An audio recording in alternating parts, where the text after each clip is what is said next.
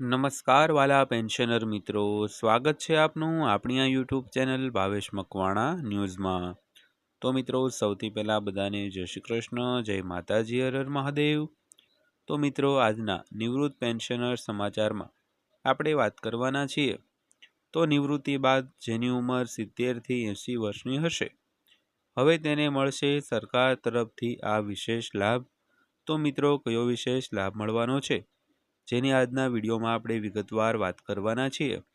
તો આજનો આ વિડીયો તમે ખાસ કરીને અંત સુધી જોઈ લેજો, અને હજી સુધી જો આપણી આ ચેનલ તમે સબસ્ક્રાઈબ ન કરી હોય તો ડેઈલી આવી જ માહિતીઓ માટે આપણી આ યુટ્યુબ ચેનલ પણ સબસ્ક્રાઈબ કરી લેજો મિત્રો।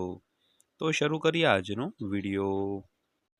તો સૌથી પહેલાં વાત કરીએ તો 8મા પગાર પંચનું એક નવીનતમ અપડેટ આવ્યું છે તેના વિશે। તો દેશભરના લાખો કર્મચારીઓ માટે એક મોટી અપડેટ આવી રહી છે। તો સરકારે હવે 6 દિવસમાં 8મા પગાર પંચનો અમલ કરવા જઈ રહી છે। તો આ પગાર પંચના અમલીકરણ સાથે કર્મચારીઓના પગારમાં નોંધપાત્ર વધારો થશે। તો ચાલો આ 8મા પગાર પંચ સંબંધિત અપડેટ વિશે વધુ વાત કરીએ મિત્રો। તો સૌથી પહેલાં વાત કરીએ તો 8મા પગાર પંચ અંગે તાજેતરમાં એક મોટી અપડેટ સામે આવી છે। તો સરકાર ટૂંક સમયમાં કર્મચારીઓ માટે 8મા પગાર પંચનો અમલ કરશે, અને 7મા પગાર પંચનો કાર્યકાળ 1 જાન્યુઆરી 2026ના રોજ સમાપ્ત થશે। તો આ પછી ફક્ત 8મા પગાર પંચને જ લાગુ ગણવામાં આવશે।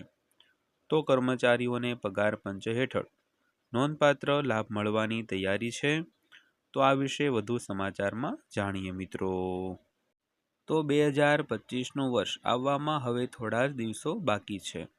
તો નવા વર્ષની શરૂઆત ઘણા મોટા ફેરફારો સાથે થવા જઈ રહી છે।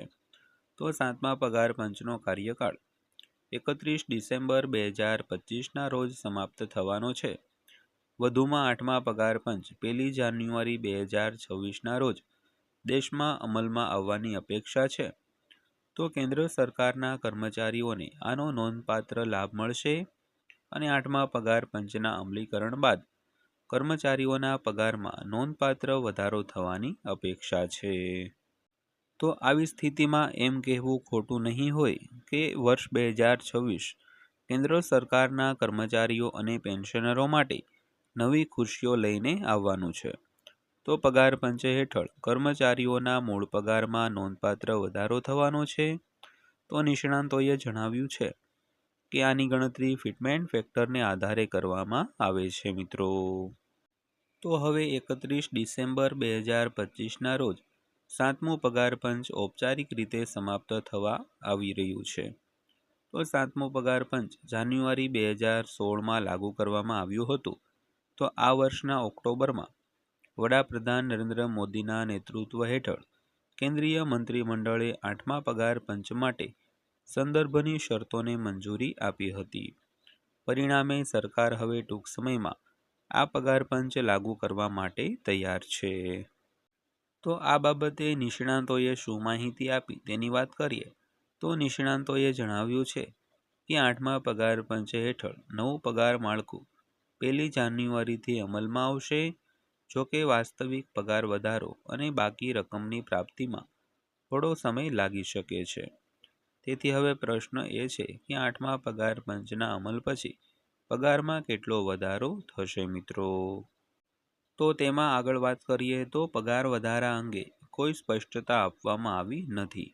તો પગાર વધારા અંગે હજુ સુધી કોઈ સ્પષ્ટતા આપવામાં આવી નથી। કર્મચારીઓના પગારમાં નોંધપાત્ર વધારો થશે તો એવી અપેક્ષા છે કે પગાર નક્કી કરવામાં ઉપયોગમાં લેવાતો ફિટમેન્ટ પરિબળ એટલે કે ફિટમેન્ટ ફેક્ટર 2.4થી એટલે કે 2.40થી 3%ની વચ્ચે હોઈ શકે છે। તો આ સ્થિતિમાં ₹18,000ના મૂળ પગાર મેળવતા જે લેવલ 1ના કર્મચારીઓ છે તેમનો પગાર ₹43,200 સુધી વધી શકે છે। તો અંતમાં વાત કરીએ તો મૂળ પગારમાં વધારો થશે। તો આના આધારે અન્ય કર્મચારીઓના મૂળ પગાર એટલે કે 8મા પગાર પંચના મૂળભૂત પગારમાં પણ વધારો જોવા મળશે। તો ફિટમેન્ટ ફેક્ટર ઘણા પરિબળોને ધ્યાનમાં લઈને નક્કી કરવામાં આવે છે। તો નાણાં મંત્રાલય આ બાબતે નજીકથી કામ કરી રહ્યું છે મિત્રો. તો મિત્રો આ તે આજની માહિતી પસંદ આવી હોય, વિડીયો સારો લાગ્યો હોય તો વિડીયોને લાઈક કરજો અને આવી જ માહિતીઓ માટે આપણી આ ચેનલ સબસ્ક્રાઈબ કરી લેજો.